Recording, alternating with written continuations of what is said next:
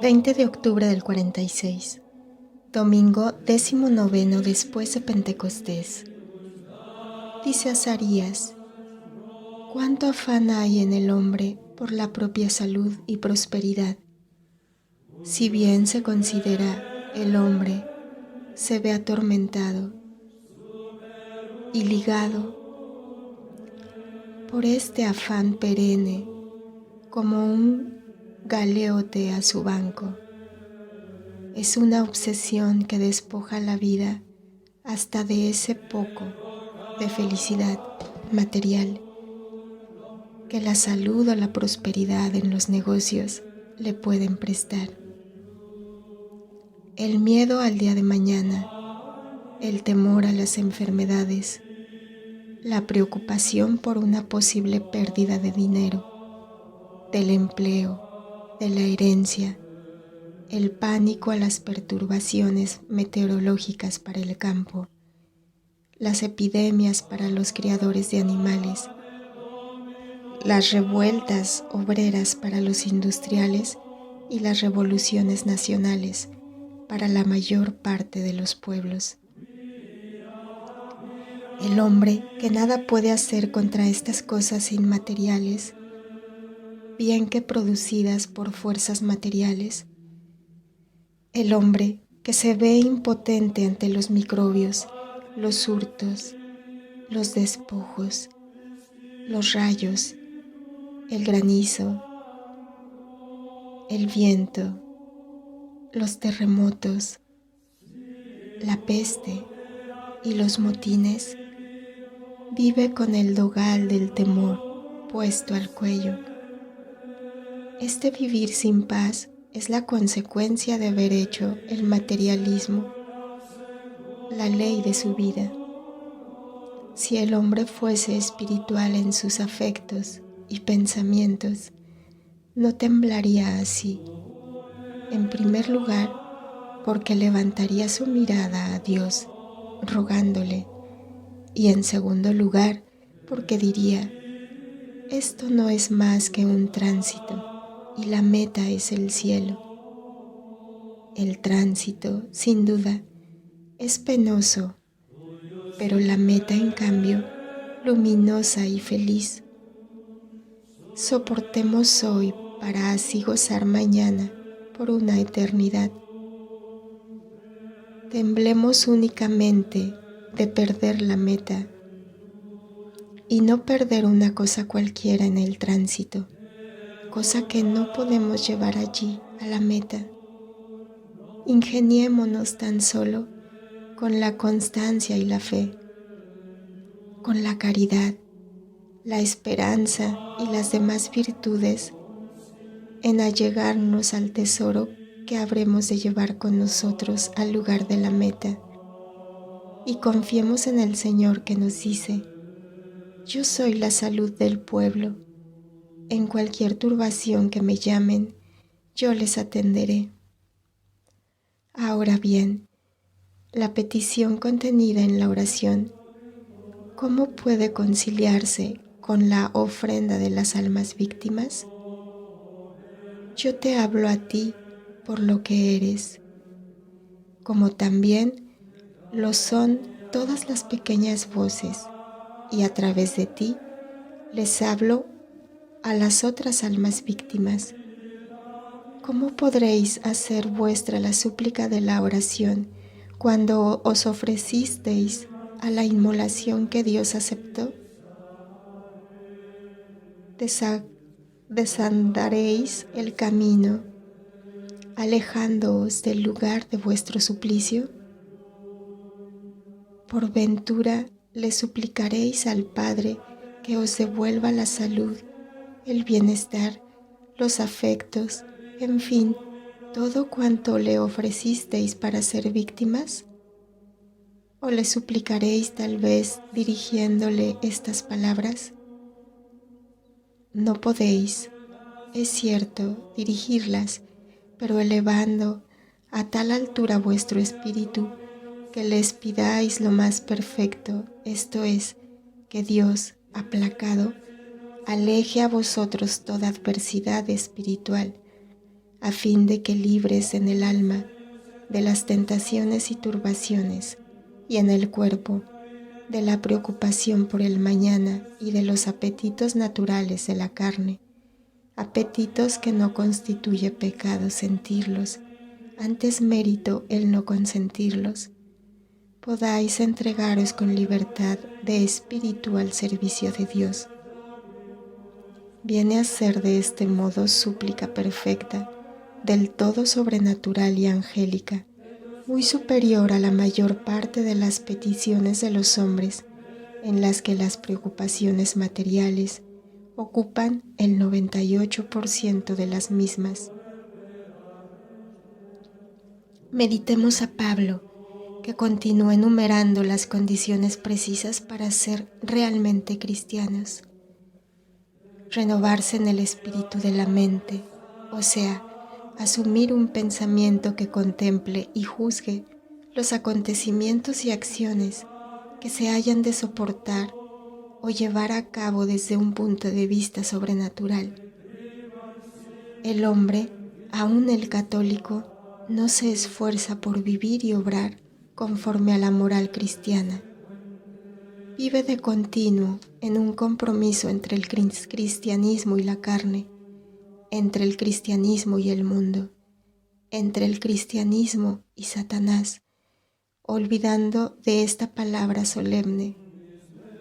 No se puede servir a la vez a dos señores. Por el contrario, el hombre sirve a más de un señor, a sí mismo, al mundo y a Satanás. ¿Cómo entonces ha de poder ser jamás de Dios si ya lo es de tres mamones exigentes y feroces? ¿Cómo el hombre se rinde y sigue esclavizado a estos mamones? Admitiendo de su más tierna infancia los pensamientos de la carne, del mundo y de Satanás, aún sin advertirlo y por puro mimetismo, se identifica con cuanto le rodea, que excepcionalmente ni aún en el núcleo base que es la familia llega a ser perfecto. Mas una vez llegando a la madurez, capaz por tanto de distinguir del todo entre el bien y el mal, entre el espíritu del siglo y el espíritu sobrenatural, entre lo que es cristianismo y lo que no lo es, el cristiano, que de verdad quiere ser tal, tiene el deber de renovarse en el espíritu de la mente y de revestirse del hombre nuevo, que es el nacido de los frutos del sacrificio de nuestro Señor Jesucristo. Ese hombre nuevo, creado, recreado en la justicia y en la verdadera santidad. ¿Y cómo es este hombre nuevo? Sincero como lo fue Jesucristo, aún frente al peligro de muerte, por decir la verdad. Porque la sinceridad fue una de las características principales de Jesucristo, características que Él la impulsó a sus seguidores diciendo, sea vuestro hablar sí, sí, no, no. Y es lógico que así sea, pues Jesucristo es el antagonista de Satanás, que es mentira, mientras que Jesucristo es verdad. ¿Cómo uno se dice de Cristo ha de poder asumir las características de Satanás? Por eso el hombre ha de renovar su mente con fidelidad heroica a la sinceridad, sinceridad con todos y en todas las circunstancias, sin pararse a calibrar las posibles ventajas derivadas de la mentira y los posibles perjuicios provenientes de la sinceridad. La mentira es como la lepra que va agravando tan pronto aparece la primera mancha. Nadie querría ser leproso como tampoco mentiroso. Con la mentira, uno no solo se daña a sí mismo, mas también al propio espíritu y a los hermanos, porque bien sea que les engañéis a cuenta de los demás o acerca de vuestras intenciones, que les levantéis falsos testimonios, calumnias, murmuraciones, o que por enemistaros con ellos no les advertís. Tú yerras en esto y en lo otro, tú tienes este o aquel defecto. Con esto perjudicáis a vuestros hermanos que son miembros lo mismo que vosotros, y por tal motivo deben servirles de otros miembros, como acontece en vuestro cuerpo, en el que entre los órganos y miembros existe un mutuo intercambio de ayudas y de funciones. Si os encolerizáis, guardaos de pecar. Es tan fácil la convivencia en una sociedad en la que la virtud es la excepción y el vicio la regla. Si la virtud fuese la regla, qué dulce resultaría la convivencia entre vosotros. Mas los que dominan son el vicio multiforme, los 7 pecados capitales y los egoísmos, con lo que la vida se hace desagradable y difícil, y unos a otros os procuráis continuos motivos de inquietud. Advertid con todo qué prudente es el apóstol al exigir la virtud a los cristianos. No impone una virtud inhumana e imposible, cual sería la de no inquietarse por nada, por más que la inquietud no se desborde y trasluzca al exterior. Una ofensa, una desobediencia o un engaño no pueden por menos de desequilibrar el corazón, agitarlo y conmoverlo, surgiendo así una aversión hacia el culpable de la ofensa, de la desobediencia o la traición. Esto es humano.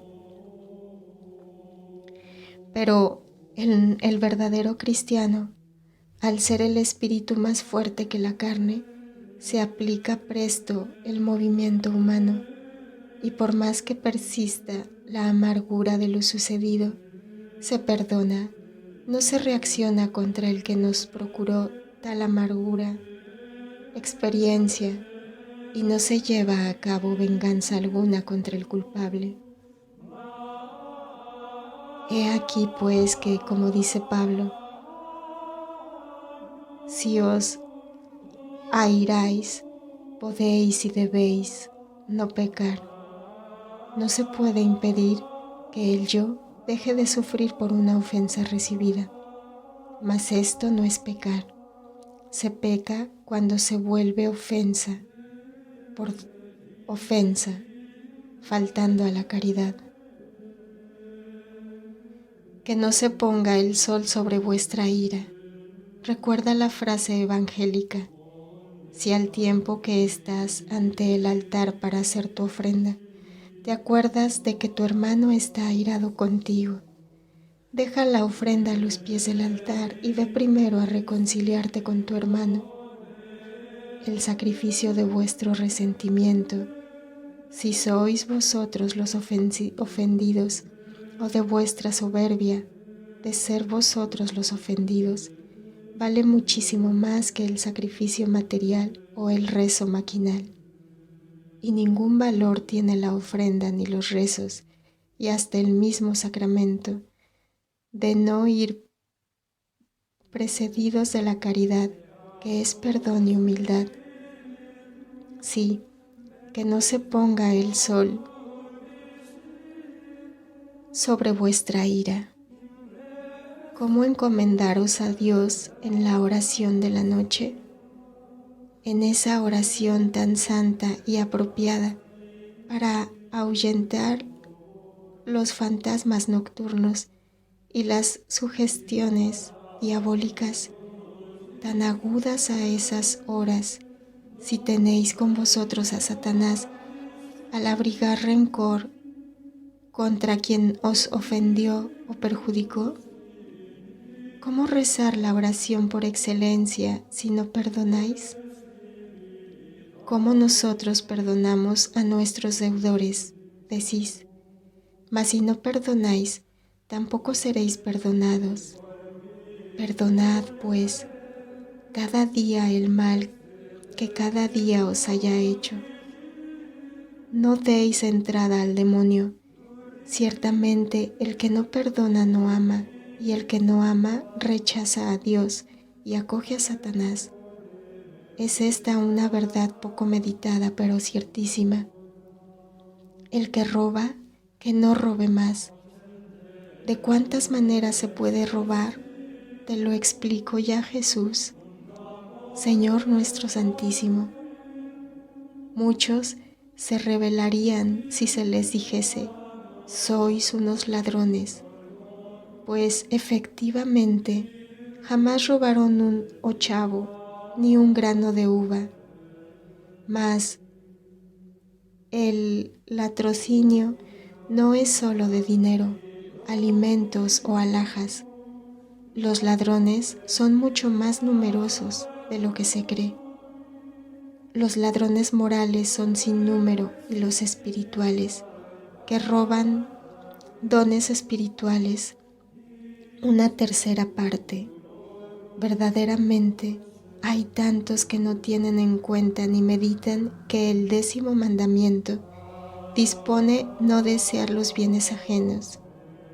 Ahora bien, si el desear es ya pecado, ¿cómo no ha de ser hurto el apropiarse de lo que es de otros, ya sea esto un afecto humano, la mujer ajena, seducir a la hija de otro apartándola de sus deberes de hija, un empleo o bien un don de Dios con el que se reviste como de gloria propia, llegando hasta a denigrar al que lo recibió de Dios para persuadir a los demás de que ese tal no era posible que fuese beneficiado, atormentándole con ello y haciéndole dudar de su razón, de su alma, del origen del don y así de lo demás, y después gozar él de su expolio como de cosa propia. Sí, esto es hurto con la agravante de dolor y premeditación, y ay de quien tal hace, pues solo con una sincera confesión del pecado, una restitución y reintegración de lo tomado o aminorado se puede obtener el perdón.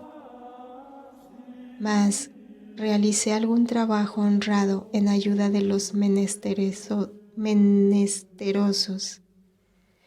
Aconseja el apóstol, trabajo honrado. ¿Cuánto habría de decir sobre esto? Pero tú comprendes y yo callo. Y perdonemos ambos por amor a la caridad, para que así yo pueda elevar mi espíritu y tú el tuyo, como el sacrificio vespertino, y esparcir grato olor a los pies de Dios, espíritus purificados hasta de la más leve sombra contra la caridad, perfumados con la paciencia y la mansedumbre, y aromatizados siempre, siempre con el perdón. Siempre así, alma mía. Y entonces, por más que sigas caminando rodeada de tribulaciones, alma víctima que desde hace años vas trepando hacia tu calvario por un sendero tanto más arduo cuanto más cercanas están la cumbre y tu consumación, Dios estará contigo y te confortará, tendiendo su mano para defenderte de tus martirizadores y adversarios, a fin de que no traspasen el límite, ese límite que Dios conoce y que su prudencia quiere sea respetado, porque herirte y combatirte, rebasando el límite, sería poner a prueba las fuerzas de tu alma, y esta es una imprudencia que Dios no permite. Dios permite las pruebas para dar mayor bienaventuranza, mas no así los caprichos y antojos injustos, pues lo que quiere es la salvación y no la muerte de los espíritus, y muy especialmente de aquellos que se entregaron con generosidad a su gloria. Y termino con el augurio litúrgico, que tu conducta pueda secundar hasta el fin de los santos designios de Dios. Gloria al Padre, al Hijo y al Espíritu Santo. 27 de octubre del 46, último domingo de octubre, festividad de Cristo Rey, y domingo 20 después de Pentecostés. Dice Azarías: doble va a ser la labor de hoy, puesto que de una parte ha de completarse el ciclo litúrgico y de otra no puede quedar sin celebración la solemnidad de hoy. Contemplemos pues las luces de la Santa Misa de Cristo Rey. Da esta comienzo con una frase que suministra la clave para entender cómo se alcanza la gloria. Dice: es digno el Cordero que ha sido inmolado de recibir el poder, la divinidad, la sabiduría, la fortaleza y el honor. A Él la gloria y el imperio por los siglos de los siglos. ¿Quién es el Cordero? Es el Hijo de Dios y de María Inmaculada. Desde la eternidad recibió vida del Padre y en el momento preciso recibió de la Madre la humanidad, llegando a ser Jesucristo. ¿Por ser Jesucristo dejó acaso de ser Dios? No, no dejó de serlo, sino que asumió igualmente la naturaleza humana, llegando a ser verdadero hombre, a fin de poder ser Salvador, es decir, Yoshua. Los doctos explican cómo ese nombre puede decir Salvador, pero, alma mía, tiene asimismo otra muy profunda significación. Contempla y compara el nombre de Dios, tal como lo expresan los hebreos, con el nombre del Hijo de María. Poseen idéntica raíz para significar el mismo origen y la misma naturaleza. Jesús, por tanto, quiere decir Dios, Dios todavía, y con la final os, se, iua, quiere decir salvación, mas su descendencia y hasta su procedencia del Padre Dios se confirma con la raíz del nombre. Siendo Dios, ¿podía acaso aquel que es llamado Cordero no ser digno de recibir el poder, divinidad, sabiduría, fortaleza y honor? No solo era digno de estas cosas, sino que las tenía por su propia naturaleza divina. Es un error, entonces, decir que el Cordero es digno de recibirlas. No, no lo es. Desde el momento en que el Verbo se hizo carne, llegó a ser el Cordero de Dios para la gran Pascua Redentora. Él, a la perfección propia de Dios, unió la naturaleza de hombre y, como todos los hombres, tuvo una libre voluntad, pasiones, sentimientos y sentidos. El Padre mismo en nada coartó a su Hijo encarnado y le trató como a cualquier otro hombre, a fin de que su santidad de hombre fuese real, perfecta y pareja con su santidad de Dios. Si el Padre hubiese atado o limitado la libertad, los sentidos y sentimientos de su Hijo, si, como podía haber hecho, hubiese impedido el demonio, al mundo y a la carne, todo contacto con su Hijo encarnado, la humanidad del Hijo y su santidad de hombre habrían quedado reducidas a una simple apariencia. Mas el Padre quiso la plena y perfecta santidad del Hijo que se hizo carne, para que la víctima fuese realmente el Cordero sin mancha, hostia inmaculada e inmoladora pro omnibus. El Hijo de Dios fue tentado no una sino 1000 y 1000 veces en su humanidad, puesto que únicamente en ella podía serlo, y tentado por su propia humanidad, por el mundo y por el demonio, perseverando de su libre voluntad, santo y fiel a la ley, a la justicia y por tanto a su misión, y por ello fiel también al sacrificio, para cuyo cumplimiento tomó carne. Y he aquí cómo por esto aquel que siendo Dios hízose hombre, víctima y cordero, es decir, de recibir incluso en cuanto hombre lo que ya poseía como Dios, la gloria y el imperio por los siglos de los siglos. De no haberse sacrificado, esta es la clave, no los habría tenido. Y así, por su amor al sacrificio, que es la forma más alta del amor, se le entregó al Cordero el cetro de Rey de Reyes y Señor de Señores. El que quiera poseer la gloria verdadera, que se abrace al sacrificio, y de esta suerte, imitando al Cordero, participará con él de la gloria beatífica.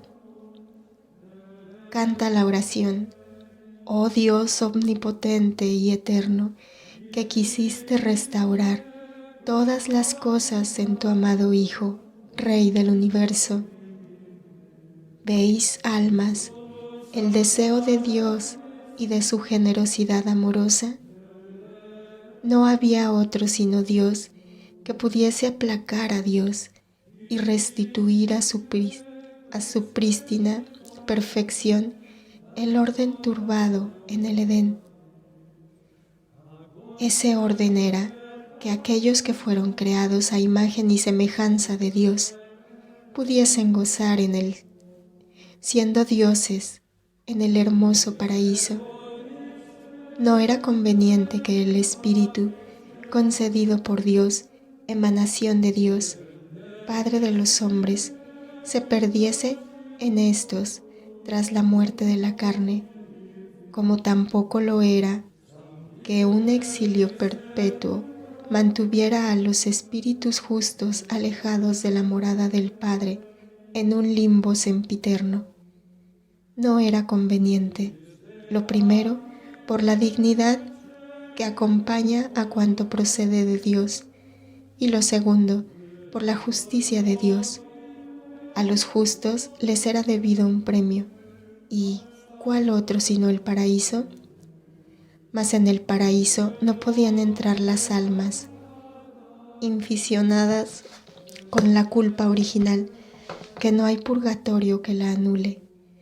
De ahí la necesidad de anular dicha culpa, y de ahí también la necesidad de que un Dios restableciese el orden e incluso lo sublimase, ya que la purificación de la culpa no viene ahora exclusivamente por una herencia, como habría sido la de los hombres a través de un Adán y de una Eva fieles, sino a través del sacrificio de un Dios hombre, a través de sus méritos infinitos y de su doctrina que, acogida por las almas de buena voluntad, las hace imitadoras del Hijo de Dios en sus obras y en sus virtudes.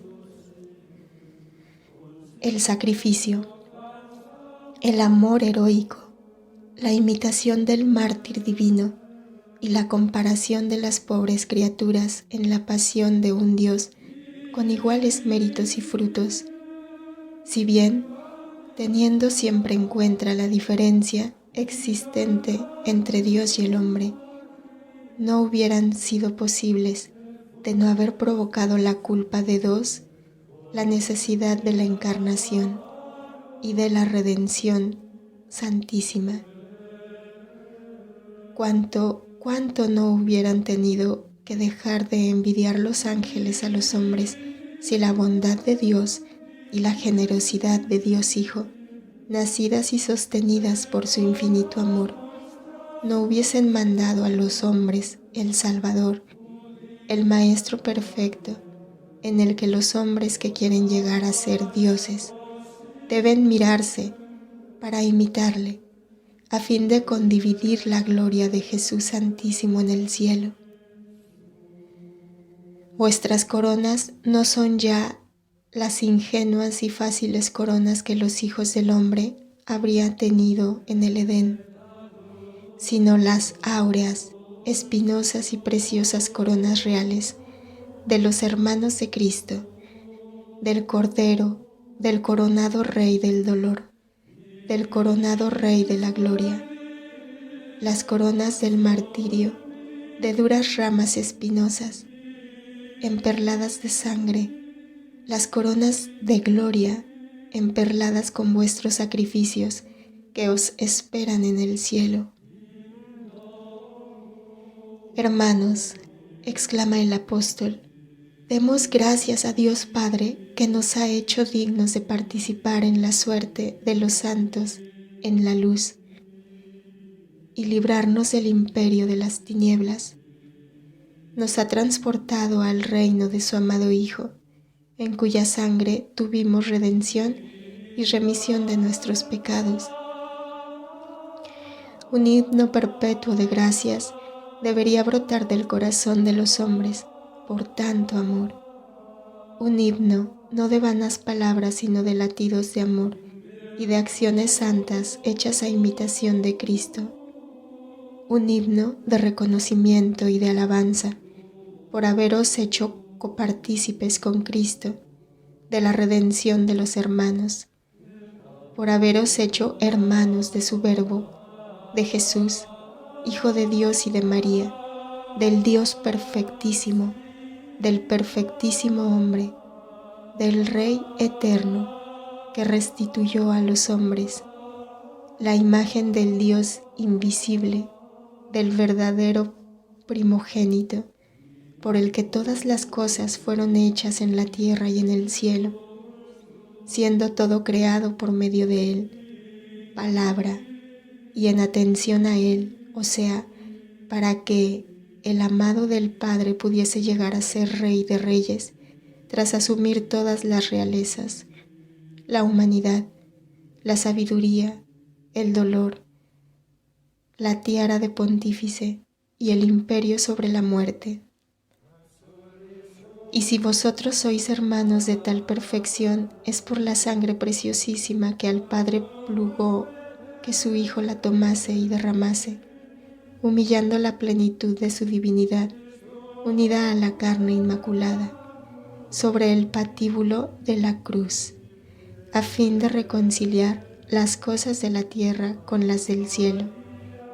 Y hermano perfecto como es, os tiende su mano y os entrega el cetro, para que, como se lee en la historia de Esther, lo beséis y lo tengáis, y no tengáis ya que temer al Rey grande y terrible que, para vosotros que le amáis e imitáis, es hermano al que no debéis temer.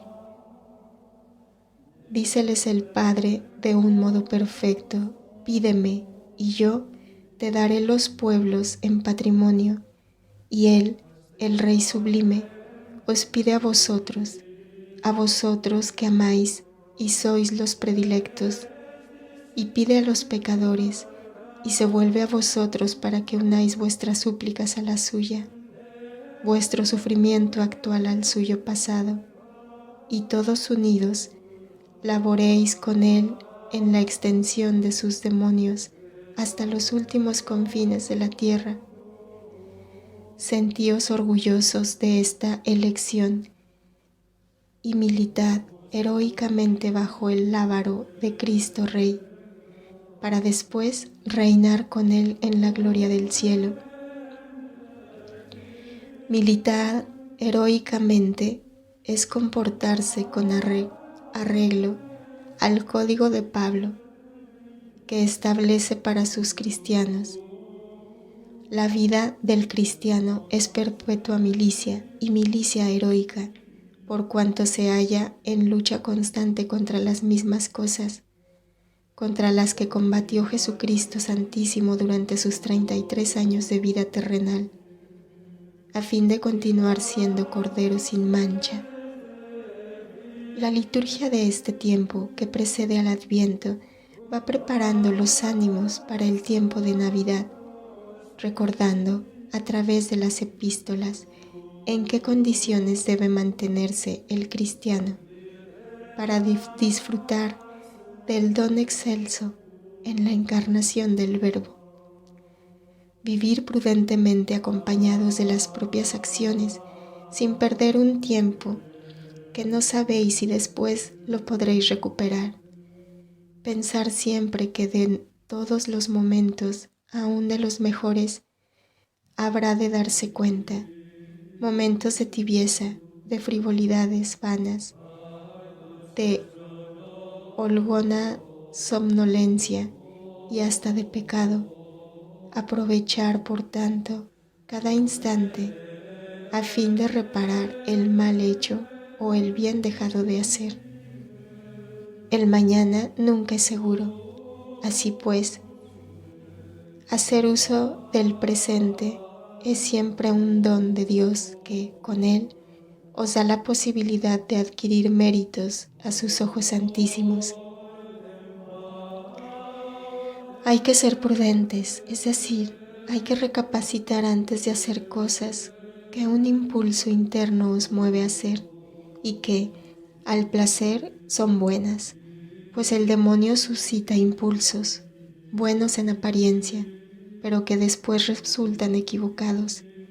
A las veces, el demonio, hasta de una inspiración o de un don verdaderamente divinos, se sirve para sugestionar al mal, ya menospreciándoles, exagerándolos o dándolos todavía como existentes cuando ya pasaron.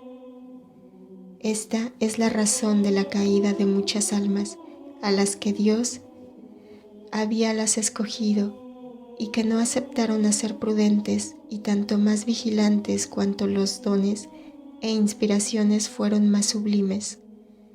Prudencia en los pensamientos, en los actos, en el uso del don y en la fidelidad a la inspiración.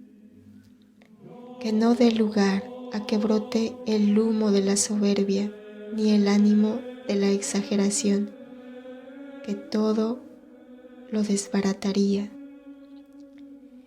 Saber callar y saber escuchar en silencio las reacciones de la conciencia ante las voces que oye. Recordar que todo lo que viene de lo alto proporciona siempre paz y fortaleza, mientras que las voces de los sentidos y de las seducciones, lo que procede del adversario envidioso, comunica siempre turbación y hace que el yo se avenga a la seducción que la sensualidad ejerce sobre la parte inferior y el orgullo y la mentira sobre la mente. Aprender a leer la voluntad de Dios.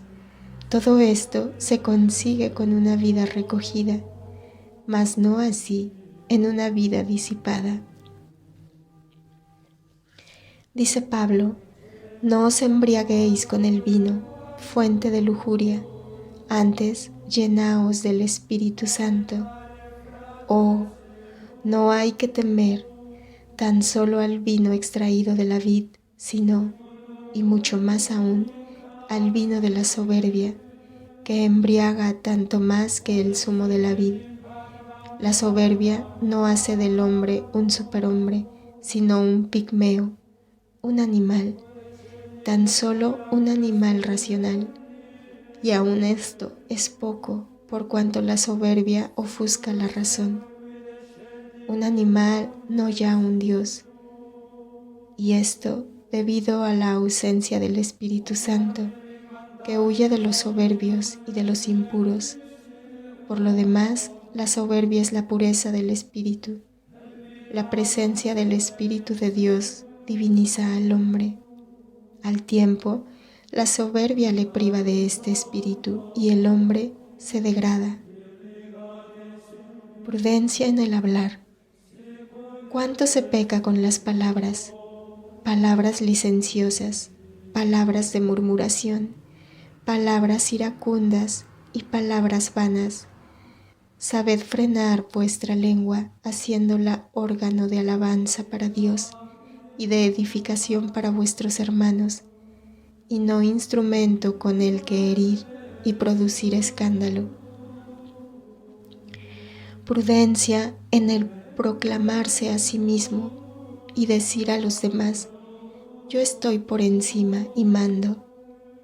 Aquellos que son realmente más que los demás sean humildes en su grandeza, hermanos mayores, y no déspotas de los menores. Los menores, a su vez, sean humildes y con su obediente humildad ayuden a los mayores en el desempeño de su misión, y todo se desarrolle en el amor a Jesús Santísimo, que fue humilde como ninguno y para la gloria de Dios.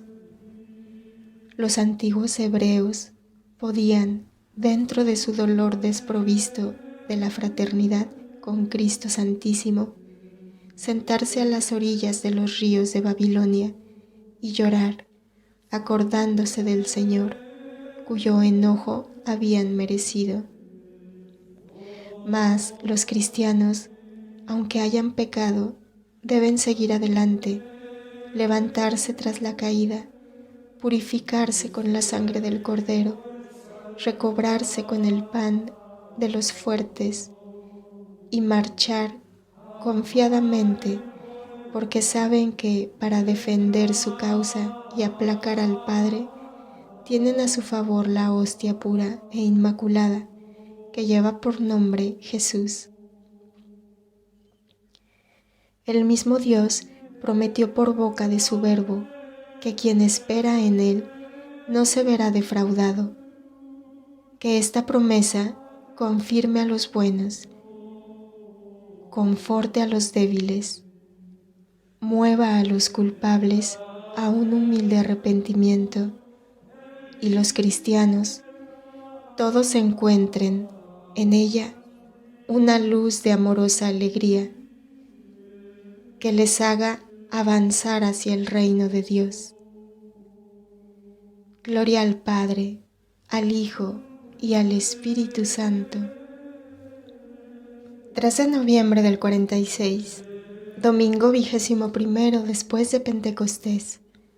Dice Azarías: el hombre, nuevo Lucifer, intenta con frecuencia rebelarse contra el Señor y lleno de soberbia se cree capaz de desviar los acontecimientos queridos por Dios y de anularlos incluso, produciendo otros nuevos suyos. Opone resistencia e impone leyes suyas, gloriándose de hacerlo. ¿Cuál es el resultado? El dolor, porque cuando sobrepasa la justicia y el orden es causa de dolor. El hombre se procura el dolor porque se sale del orden y de la justicia sobrenaturales. Se castiga a sí mismo y después acusa a Dios de castigarle duramente. Ahora bien, el autor primero del castigo del hombre es el mismo hombre, pues Dios es tan padre que jamás llegaría al grado de ferocidad de ciertos castigos.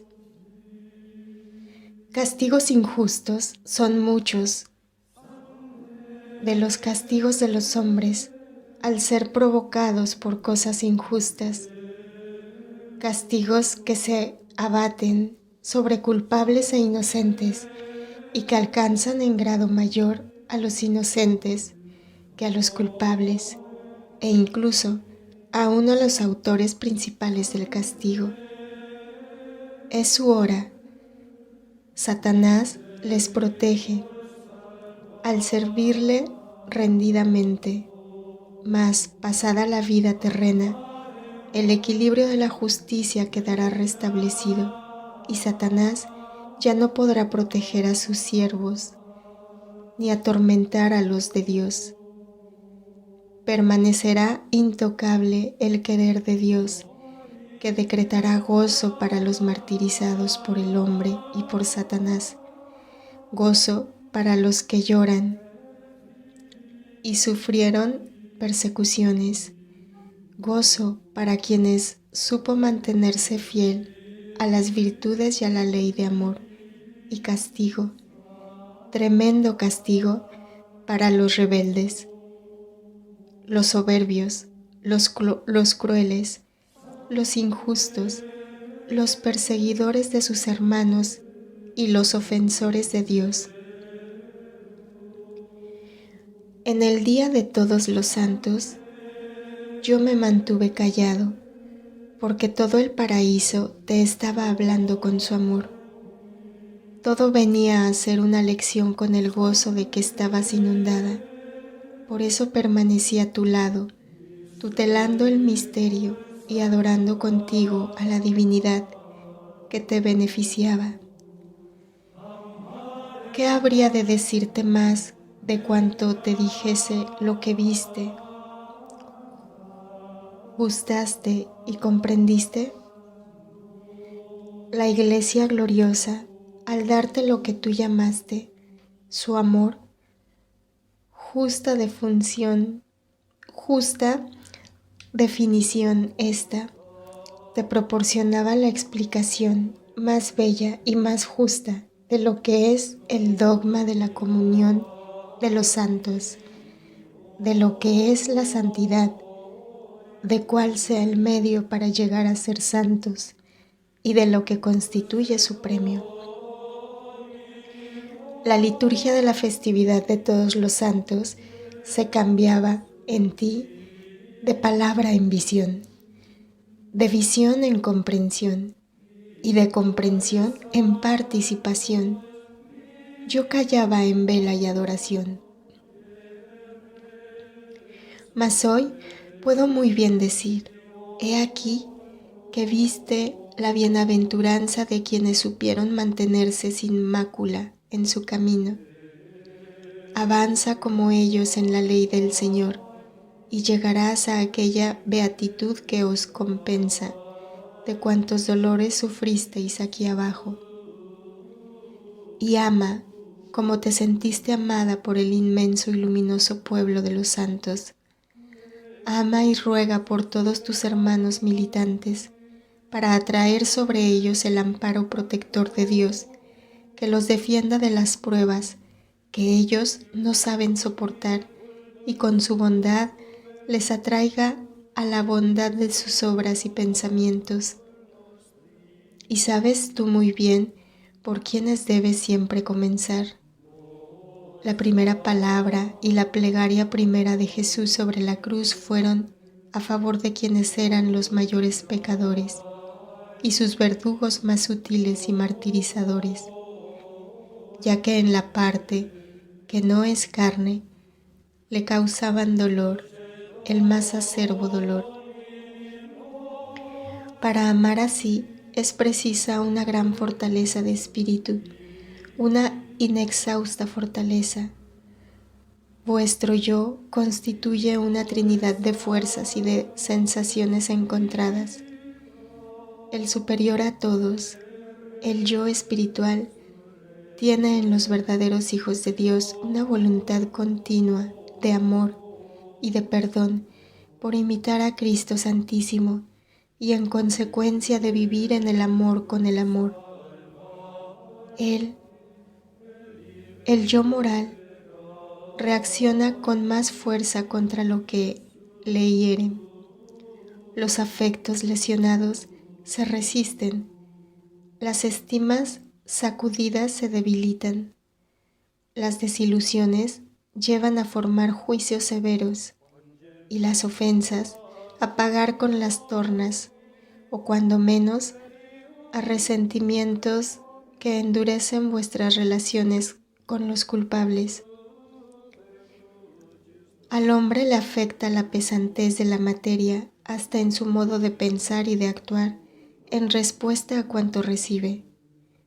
Tan solo el yo espiritual es capaz de evadirse de esta vuestra condena, de ser sensuales hasta en lo moral, cual si las raíces del árbol de vuestra carnalidad se hundiesen más allá de la carne, dentro de las fibras inmateriales, y con todo opacas y pesadas ya respecto del espíritu, de vuestro pensamiento.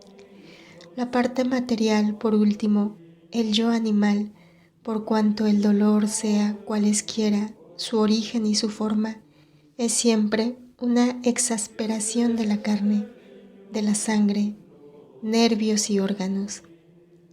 Grita a la más insignificante causa de dolor y de ofensa que, turbando el equilibrio físico y psíquico, proporciona disturbios a todo el hombre, su voluntad animal de reaccionar violentamente.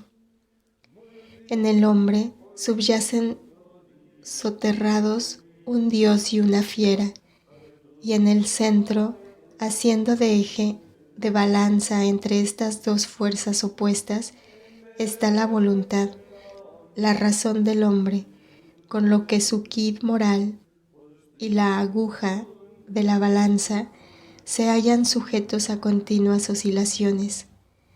Si predominan las fuerzas oscuras, se inclina a la fiera, y si las que predominan son las luminosas fuerzas espirituales, entonces la inclinación es hacia el Dios. Mas si el eje se mantiene estable, si no se desemperna y el hombre acierta a mantenerse animal racional, la aguja de la balanza se desplaza a donde está el fervor de obras sobrenaturales, con lo que la fiera resulta vencida y triunfa el Dios. Podría decirte asimismo que la voluntad del hombre, libre y consciente, viene a ser como la aguja imantada de una brújula que oscila sujeta en un eje central, como en suspenso, pero atraída por la fuerza divina, por el polo perfecto opuesto al polo demoníaco. Si la voluntad sabe conservarse buena, entonces la aguja debe necesariamente volverse siempre del lado de lo sobrenatural. Pueden los sucesos de la vida volver y revolver a la criatura en todas direcciones como a hoja hecha, juguete del vendaval, mas su aguja, su voluntad se mantendrá siempre en dirección a Dios. Veces habrá en que tendrá que describir un giro completo sobre sí misma para reencontrar a Dios, mas lo hará cuando Dios sea su todo, y de esta suerte siempre estará en Dios, siempre en el amor, por más que los hombres y los demonios traten, con labor incansable, de turbarla, arrollarla y llevarla envuelta en la tempestad de escollas, de perdición. No, uno se mantiene fuerte en Dios. Si uno se mantiene fuerte en Dios, su aguja no pierde su magnetismo y se vuelve a Él, operando y perdonando por Dios.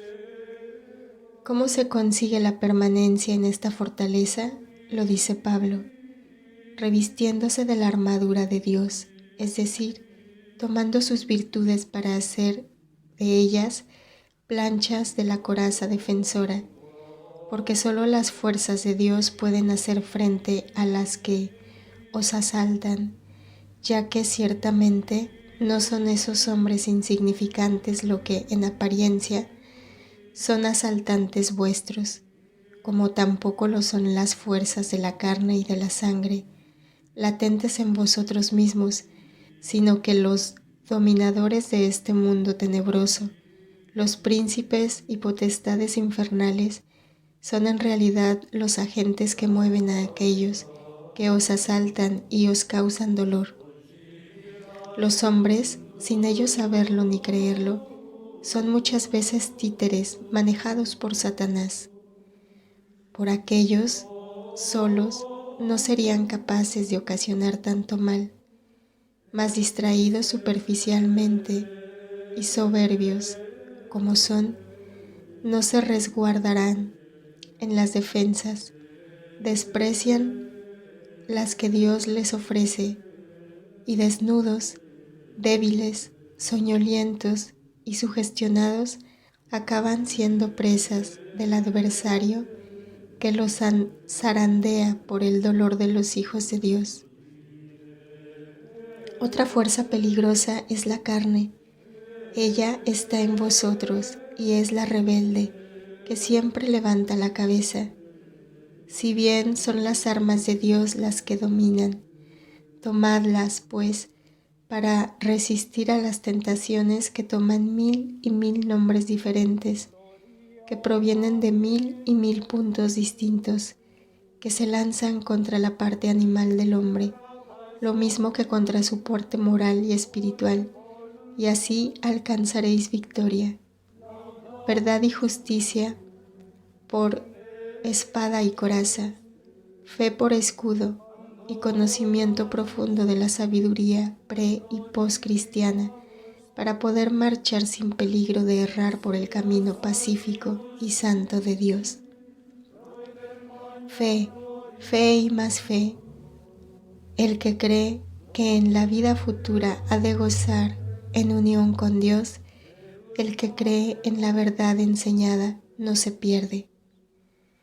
Los dardos encendidos, dice Pablo, y yo añado también, los dardos envenenados del maligno, vienen a quedar fríos e inocuos en el río terso de la fe. Fe, fortaleza y sabiduría, y con ellas alcanzará victoria vuestro espíritu contra las seducciones y asaltos de todo cuanto supone odio contra Dios.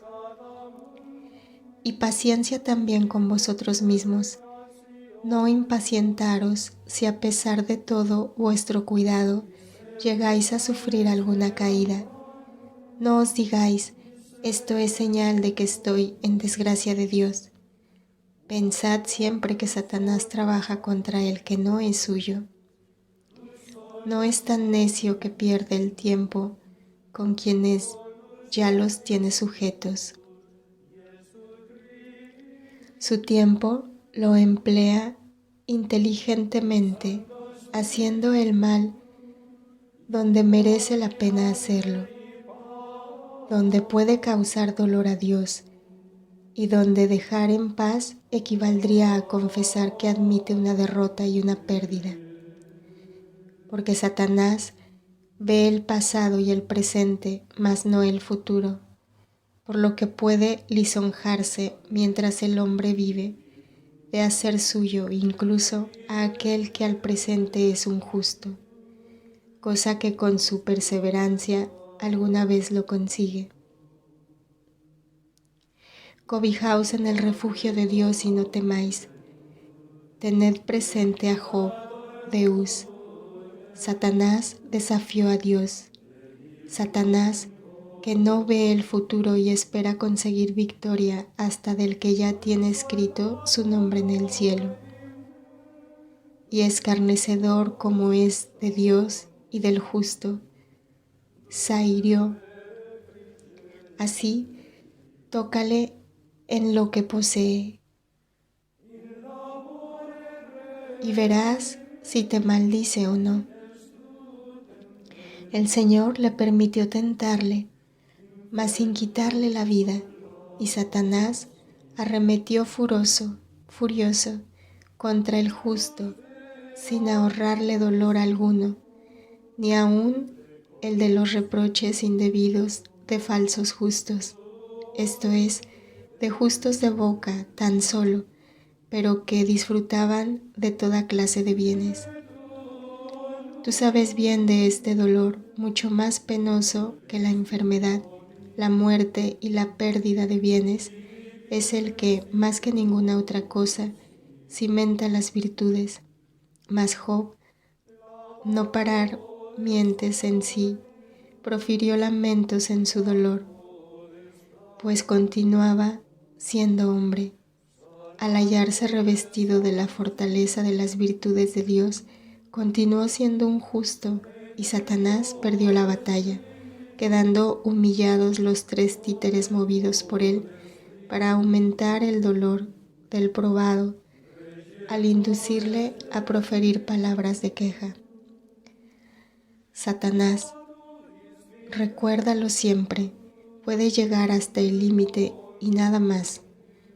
Deja, por tanto, que te persigan los nobles Elifaz, Baldad y Sofar, hablando únicamente con la lengua, como aves parlantes o instrumentos mecánicos, sin luz alguna de la razón. Déjales hacer y no te devanes los sesos pensando en si Dios te ha de socorrer. Dios, que te ve a ti y a ellos, proveerá, yendo como vas por la vía del Señor. Él estará contigo. Gloria al Padre, al Hijo y al Espíritu Santo,